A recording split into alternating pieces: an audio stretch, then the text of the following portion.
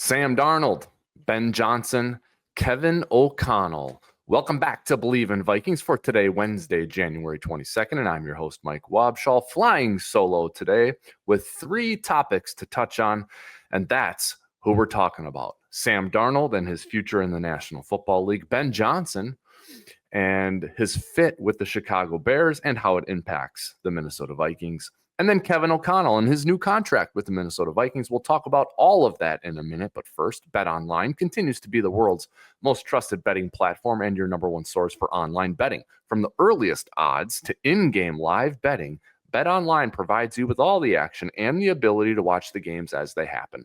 With the largest selection of odds on everything from football, the NBA, and college basketball, NHL to UFC. Head to BetOnline today and don't forget to use the promo code Bleav, BLEAV, Bleav, for your welcome bonus on your first deposit. BetOnline, the game starts here.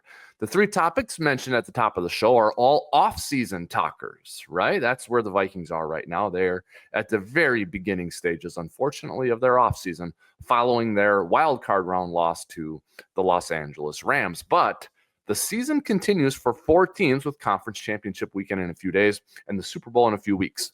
Those 4 teams, Washington and Philadelphia, in the NFC Championship game Sunday at 2 p.m. on Fox. And then the other 2 are Buffalo and Kansas City, of course, in the AFC Championship game. That at 5:30 p.m. on Sunday, the game broadcast by CBS. Now, looking at BetOnline right now, you got the Philadelphia Eagles as 6-point favorites and a total of 47.5 for that game. And then in Kansas City with the Bills and the Chiefs, you've got the Kansas City Chiefs, a current 2-point favorite. And the game total for that one also 47.5. So interestingly enough, the total for each conference championship game is the same at 47.5. That at BetOnline right now.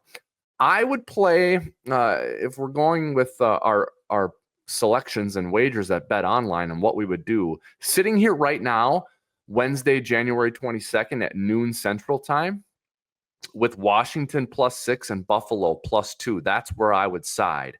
Now, if you're in my corner on Washington, liking them as a 6-point dog at Philadelphia, I would wait on that a little bit. This thing started at 4.5. This line opened at 4.5. Eagles favored by 4.5 earlier in the week. It's climbed up to 6. Now, it could go down, of course, to 5.5 or 5, so you could be punished for waiting, but you could also be rewarded if it creeps up to 6.5 or maybe even 7, getting you to and past a key number. So wait if you like Washington. If you like Philly, pounce now and give up the 6. If you like Washington, I would wait, eye that thing up until maybe end of the day Saturday, early Sunday, and then take the points that you can get with the Commanders.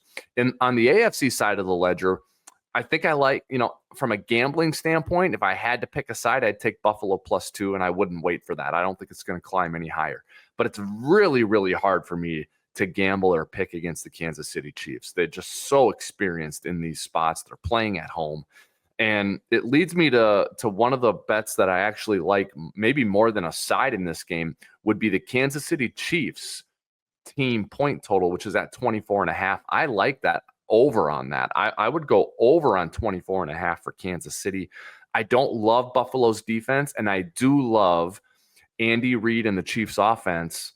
Their second game off of a first-round playoff bye, playing at home against the Bills team that features a potential MVP at quarterback and Josh Allen. Andy Reid and Patrick Mahomes know they got to go here on offense. And they're fully healthy or mostly healthy.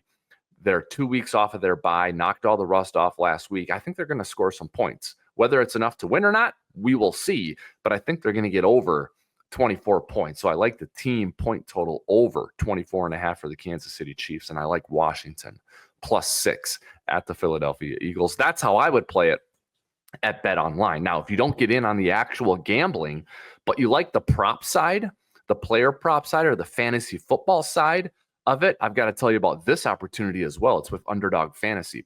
It's the easiest place to play fantasy sports, and it's available in 30 states, including where I am right here in Minnesota. All you do is pick higher or lower on your favorite player stats, and you can win up to 100 times your money. Underdog makes watching sports so much more fun, because even if your team isn't in it, but you still watch the games, or you have an interest in watching the games, but you need something to put you over the top, Underdog can do it, because you guess over or under on your favorite, you guess higher or lower on your favorite player stats, and you can win money. So if you want to get in on the action, you can sign up at underdogfantasy.com.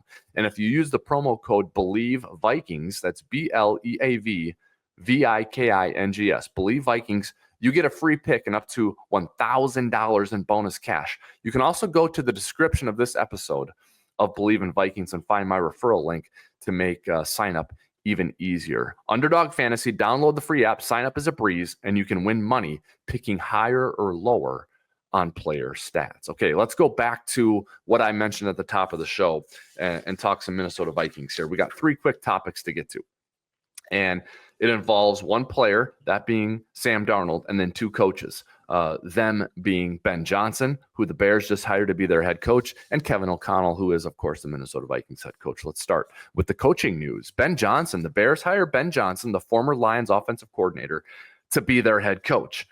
How does this impact the Vikings, and what is the fit for Ben Johnson in Chicago? I think the impact on the Vikings, you look at it 2 ways, right? It's great because the Lions, who have been an awesome offense the last 3 years, lose their offensive coordinator. So that helps the Vikings. But that offensive coordinator is going to the Bears, who have been down in the cellar of late, and now they're getting a head coach who's an awesome offensive coordinator. So from that standpoint, you don't love it if you're a Vikings fan. But the net result, I think I lean positive here for the Vikings, and here's why. It's definitely a loss for the Lions, losing Ben Johnson. They have to not start over on offense, but they have a different play designer, a different play caller, a different leader on offense. And it's going to be very difficult to envision a scenario where the Lions get a new offensive coordinator in there and then get better on offense. It kind of feels like they have nowhere to go but down, and they're at least going to be different. And what they were was super explosive, super high scoring, super creative. They're not going to be that. They're going to be different, and they might even be less productive. So I think that is a huge gain for the Minnesota Vikings to have the Lions lose that on offense. As for where it could hurt the Vikings, Ben Johnson going to Chicago and lifting up an offense and a franchise that's been down of late, it could happen. It could work for Ben Johnson and the Bears. The one thing that I'm not going to call it a misfit, but I wonder about the fit, is the style of Caleb Williams, the psychology and the personality of Caleb Williams with Ben Johnson, because my perception, having never been in the building with either of these 2 guys, Ben Johnson or Caleb Williams, my perception is that Ben Johnson relies on execution, precision, exactness from his players, from an execution standpoint, and most importantly from the quarterback. And he got that with Jared Goff, right? I mean, Jared Goff is a surgeon. He's a technician. He operates the offense exactly how it's designed. He doesn't make his money off schedule. He can play off schedule if he has to, but that's not where he's making his money. Jared Goff is operating the offense the way it's supposed to be operated. I don't view Caleb Williams in that manner. I view Caleb Williams as being able to operate on schedule, but thriving off schedule with his athleticism, his creativity, his ability to make plays with his feet, buy time with his feet, and then throw the ball down the field. So this marriage of Ben Johnson and Caleb Williams, I think, is going to take some work. Now, Ben Johnson knows this more than I do. Ben Johnson is he knows himself, and he knows Caleb Williams, and he's got a plan and a vision, I am sure. But I do think that it's going to be important for Caleb Williams to make sure that he is more of a technician, more of a pre-programmed computer operating the offense the way it's supposed to be operated. Not to the point where he's a robot. This is a lot of where Kirk Cousins was criticized with the Vikings, is he was too robotic.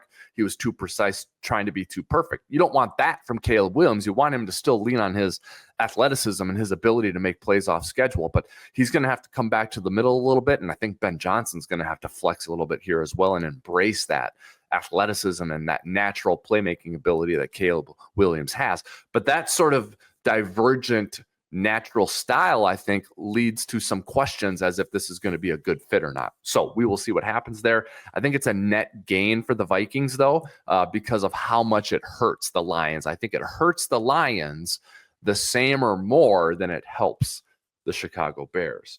The other coaching news that we got to get to is Kevin O'Connell signing an extension with the Minnesota Vikings, which just ends any of the, I thought careless speculation that there was any sort of division or friction here between O'Connell and the Minnesota Vikings ownership group, and the reports about teams being interested in trading for him and all of that. I think it was nonsense. And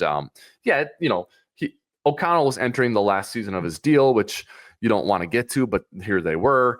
I don't think there was any serious friction. O'Connell wanted to be there. The Vikings wanted him to be there. It was just a matter of time before they got a deal done, and they got the deal done at the beginning of the offseason before any of those headlines can continue and affect any business the team tries to do during the offseason, re-signing players, signing players, and then pursuing players in the draft. So good to see that get done. Both sides win. Don't know the terms, the deal, the money, all of that doesn't matter. It doesn't count against the cap. Bravo to the Vikings and to Kevin O'Connell for getting that done. And then lastly, let's talk Sam Darnold. The narrative this offseason on Sam Darnold is going to tell you that big decision for the Vikings. Are they going to bring Darnold back or not? Are they going to re-sign him? Is it J.J. McCarthy's team? What's the contract? What's the contract going to be? I think all of that is nonsense too. Sam Darnold, I Bleav, is gone from the Minnesota Vikings. And that's not because the Vikings don't want him. It's not because they're mad at the final 2 games of the season. It's not because the public is turned on him. It's none of that. This decision was made a long time ago. This decision was made before Sam Darnold played terribly in the final 2 games of the season. Week 18 against Detroit, and then the playoff game against the Rams. This decision was made a while ago. The Vikings salary cap situation and roster is built with one of the primary pillars being a quarterback who is your starter on a rookie contract, a low number from a cap hit standpoint, which allows you to build the roster up around that young quarterback. That's the premise of this whole thing. And yeah, Sam Darnold played great, led you to a playoff berth, but short of winning the Super Bowl, he was gone. And he's going to be playing for another team next season. That is my Bleav. I think that's the Vikings' design. I think that's what the Vikings will execute. And I think barring J.J. McCarthy having a setback in his recovery from injury or being injured again before the season starts, barring that, he's the starter when the 2025 regular season begins, and Sam Darnold will be the starter elsewhere. That decision was made a long time ago. The only gray area I can see happening here is a scenario where the Vikings see a path to tagging Sam Darnold and then trading him to help recoup some draft capital they've lost in trades of late. The Vikings, I Bleav, have 4 picks in this draft, which is not nearly enough. And tagging Darnold and then trading him could net them a pick or 2 in this year's draft. Now, it's a little bit of a threading the needle situation because you've got a deadline to tag your player, and then you need to have a trade already worked out with a team before you do this. Then you need to tag them, and then you need to execute the trade. So it's not a simple scenario. And in order for this to work, you're going to have multiple teams in the market for Sam Darnold at a number per year that is above the tag number. The tag number is 40 million, about 40 million, 41 million.